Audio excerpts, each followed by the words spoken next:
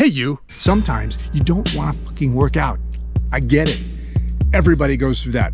Beginners, high-level athletes. We all, at some point, go through the anxiety of having to go to a workout. We can give it terminology like the lack of motivation, whatever. Point being, sometimes we just don't wanna. So today, let's talk about that and how we can get ourselves back into wanna-ing it. Workout motivation, or how to get your ass to the gym when you just don't feel like doing it. And by to the gym, I mean to your training practice. Remember, it doesn't have to be a gym. In fact, I often recommend that it is not a gym. Come out here instead. Join me. I could use the company. Co's great and all, but she's kind of self-absorbed. Let's talk about getting to our workout, whether it's in a gym or not. Just getting there on those days we just don't wanna, or those weeks or those months that we just don't wanna. How do we change that? Here's one big piece of advice that has made me less than popular among certain high-level athletic trainers, and that is check your expectations. This doesn't mean lower them. This means don't have any. We choke ourselves with shouldas and gottas and have-tos. Ditch all that, all of it, at least just for the day. If you're having a hard time getting to your training, getting to the gym or wherever you're gonna do the stuff that's intense on your body, wherever you're gonna challenge yourself, drop your expectations. Again, not lowering them, dropping them entirely. Except for one, enjoy yourself. That's right, you heard me. Enjoy yourself. I've done the big spiel about how suffering and challenge are not synonymous.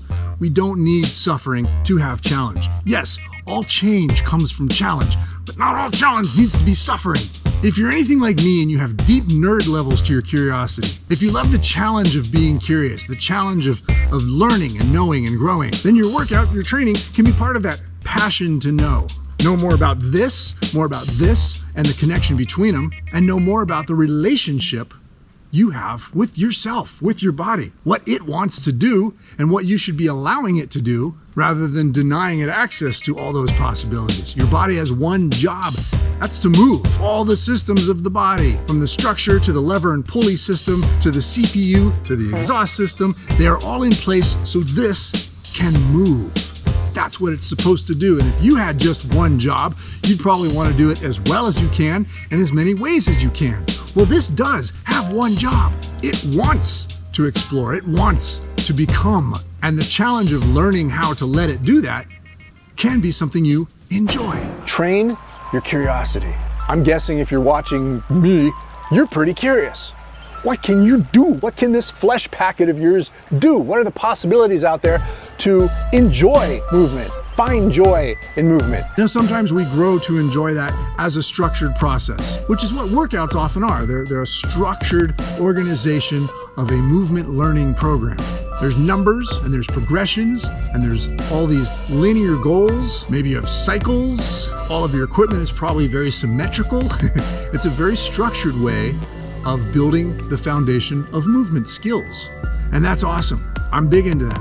I've created programs on my website where you can learn to structure and then destructure and then restructure your own programs. But to do that, to get to your training, to get to your program, to get to that structure, sometimes you need to just take it all apart and have no expectations and just plan on enjoying yourself. If you have a blank slate, if you have no expectations on yourself for what you're supposed to achieve, the freedom to just do and try and explore may very well be enough to excite you, to get you moving. What can I do today? I don't have an itinerary. I can try something new. I can try a variation of something I'm supposed to do. I can do very little. I can do a lot. In fact, here's the 20-minute rule. You know those parties you don't want to go to, but somehow you talk yourself into them because you say, you know what, I'm only going to go for 20 minutes. And then you allow yourself to excuse yourself after the 20 minutes. That's the social contract you made. It works for you and you have more freedom. If you do enjoy yourself during that 20 minutes, you can stay. You can stay for as long as you want, but you gave yourself that out. Try that. You only have to go for 20 minutes, then you're free to leave. Chances are you won't want to. The reasons behind not wanting to go to a workout are too plentiful to go into. That's not the psychology I want to talk about. We're not trying to reverse that. We're just trying to replace it with something. I know, who is this guy telling you why it's so hard to go back to the gym when he doesn't even have a gym, when he doesn't go to a gym, when he just lifts weird shit in weird places? I go to gyms, just not all the time. I go to gyms all across the country. It's not about going to the gym. It's about getting to your workout. And the big thing I've been promoting for so many years is not needing a gym to train. If you're trying to create greater skill, to have a greater movement practice, you don't need a specified place to do it, but I understand how nice it is to have one. I also understand how nice it is to have a tribe to join you. I did run Body Tribe as an actual place for almost 20 years. I get it.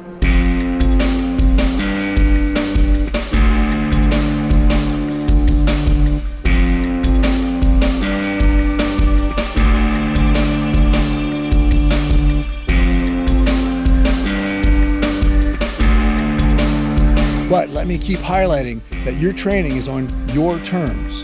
You don't need to use the tools you're told you need. You don't need to use the programs you're told you need. You don't need to go to the places you're told you need. Remember, movement has been chopped up into all these little categories, which are now sold as products. And you're told that that product is all you need, except you might also need a little bit of this product. CrossFit or powerlifting or, strongman, Pilates, yoga, running. If there's a category attached to that movement practice, worse off if there's a brand name attached to it, then you are actually investing in the limitations of a system created by somebody else, not yourself or your own system. You can pick and choose what you want from which categories and make it your own. You can use what's out there, just use them on your terms. So we can look from the outside into the fitness industrial complex, and if our value system is intact, and if we can create a bullshit filter from our value system, then we can take what works and, as Bruce Lee said, discard what doesn't. We can go into the system, use the tools, maybe some of the ideas, but as part of an investment in ourselves, as part of an investment into our own system. There's a feeling we get after a workout. It's that after workout glow. But here's one of the biggest tips, one of the biggest secrets, one of the biggest hacks, whatever you want to call it, I can give to anyone going through the working out experience. And if you begin to cultivate it, it might be enough to get you to your workout, even more so than that promise of the post-workout euphoria. One thing I hear all the time, in fact, I just read it on my social media feed today, which is how great working out is because we feel better when we're done. In fact, I know a lot of people who can talk themselves into going into a workout because they know they're going to feel better when they're done. What about during?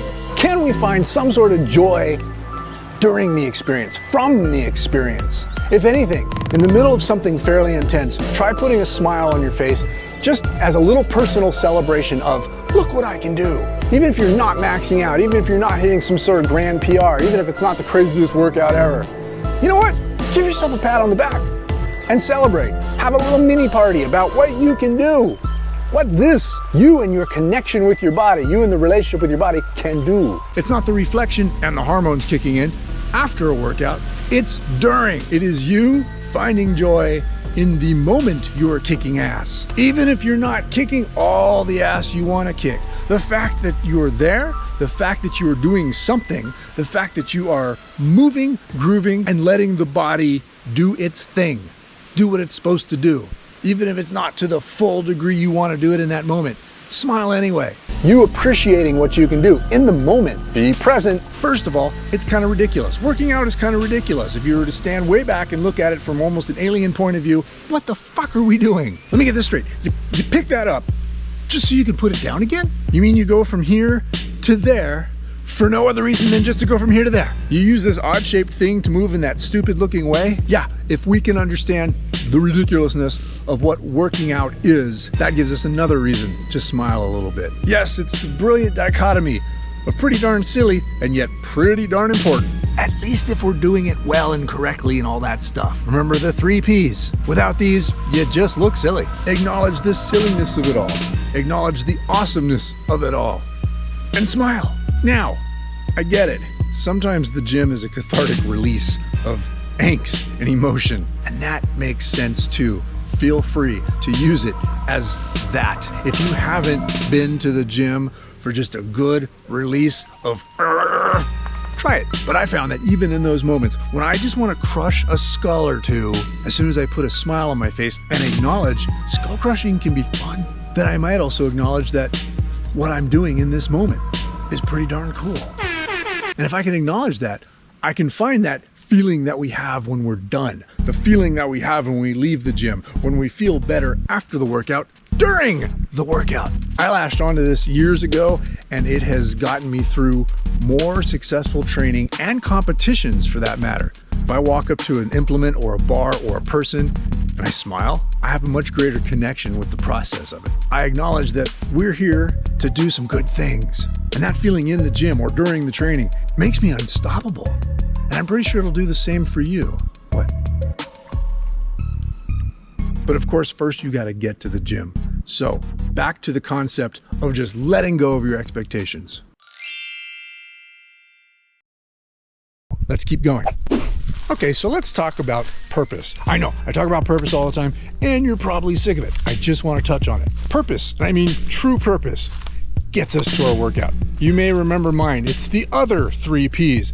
It's provide, protect, and play. Those are all goals that extend myself into my tribe, and therefore I find them extremely important and very motivating. So that is where purpose can drive you, particularly when it's beyond yourself like that. Involve your tribe into your purpose, and suddenly you're a little more eager to maybe increase your worth. And that, ultimately, is everyone's training goal. Make a better version of ourselves. If you include that a better version of yourself is a better member of your tribe, of your community, of your family, your purpose is bigger than you. Maybe that's overwhelming, or maybe that just might get you to your workout. So if you've seen my videos over the years, you know I consider there to be a difference between the ideas of working out and training.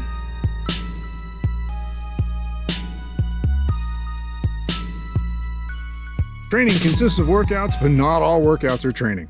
Not that kind of exercise. This kind.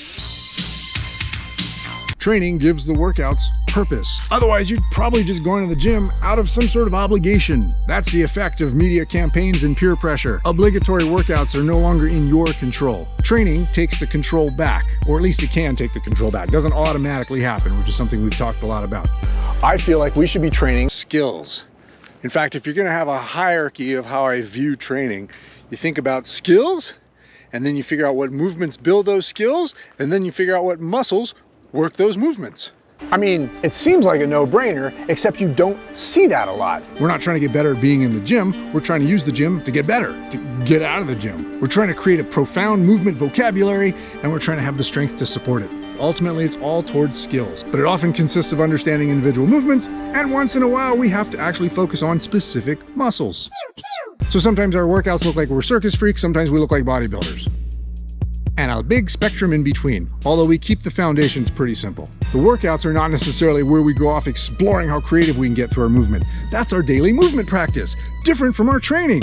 If you don't have a daily movement practice, why are you training?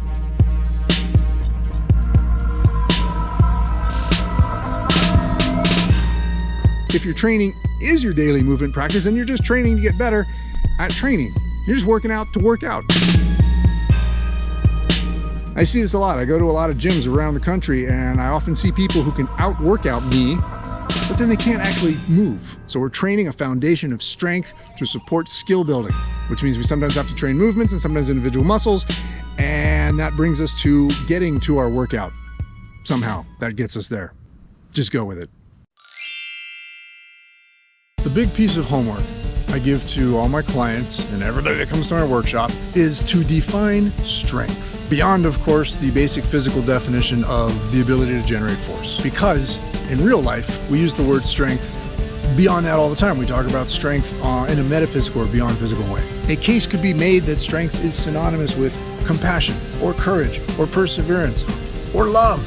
You get the idea. Strength has a much bigger meaning, a much bigger definition than just the ability to pick shit up. Which is why if we define it for ourselves based on our value system, then we have a much greater, more profound understanding of what strength training is. This might be adding a layer that makes it more motivating or more overwhelming to actually get to your workout. I'm hoping for the former. But the big point is, if we define strength for ourselves, we are no longer limited to what the industry or external forces or anybody else can tell us what it is. And so when we strength train, and I'll make a case as I have before that all training is strength training, we do it on our terms, not anybody else's. So if strength just means mo weight, baby, you're probably missing out on how strength correlates with the rest of your life, what it actually means to be strong.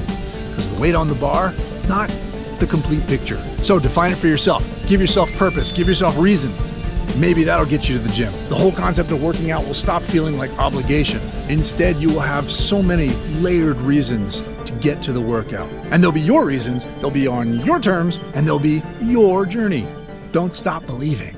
Hold on to that feeling. Such an emotionally evocative song for so many people, yet he's just describing what he's seeing walking around. Streetlights, people, oh. What feeling is it that you're supposed to be holding on to when you see streetlights and people? Apparently it's something universal that we all get, but I still can't pinpoint what it is. Another option that I have mentioned, location, location, location. I don't just mean the place where you work out. There's a lot more to the location. There's the community, there's the equipment, there's the philosophy. All of those can have factors in getting you to go there, which might mean a building that you travel to and people that you meet and greet and participate with. Or it might mean a garden gym where you're on your own with your own thoughts and your own emotions and your own programming. Just know you're not stuck in any of those. I don't care how much money you paid, you're ultimately free to go wherever you want. Where do you want to go to get strong? If you've been busy defining what strength is, you might come to the conclusion that you're not quite in the place you need to be yet. So find or create your strength paradise, or have multiple locations. Be polyamorous with your strength days. Just have a place or places where you feel good to get to. You know that being there involves you enjoying yourself. It seems to keep coming back to that, doesn't it? So, no expectations. Have some purpose. Define strength. Give yourself a limited time frame. This all comes down to just going. Part of the not going is because we're really enjoying what we're currently doing. It's not that we don't want to do that, it's that we just like doing this, whatever this is, which might be nothing at all. So sometimes the biggest thing we just need to do is get up and go. Thank you again for watching. I very much appreciate you. Thank you for subscribing. Clicky, clicky. By the way, there's a little donation button thingy here. Not exactly sure how it works, but if you find any of my videos valuable, worth $1 or $10 or $1 million, clicky, clicky. But most importantly, say hi, drop a comment, let me know what's going on. If you have any ideas or want to discuss anything, let me know. And as always, thanks for inspiring, because you do, you matter. Treat yourself accordingly. Bye.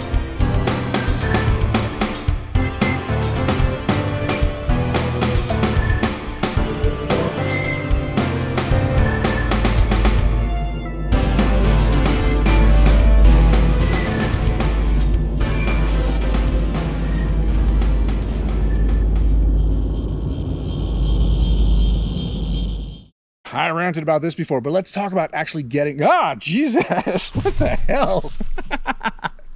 That is one big freaking bug. Wow. I'm usually not bug scared, but that thing was creepy. Whew. No one comes out here. People here just kind of get their big plot of land. They make part of it either a lawn or like cattle grazing area, and then they just ignore the woods, except for every now and then they go up there with a gun and try to kill Bambi.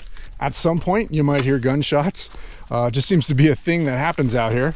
But I do encounter spiders